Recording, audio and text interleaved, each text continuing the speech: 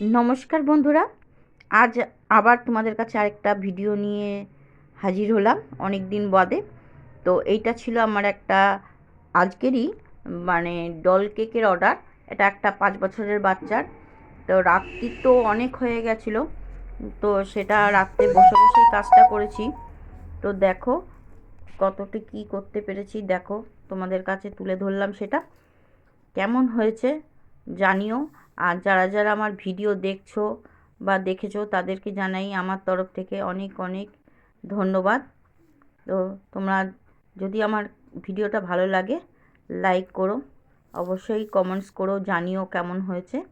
আর পারলে একটু শেয়ার করো, তাতে আমারই একটু উপকার হবে। তো কেমন হয়েছে জিনিসটা একটু বলো।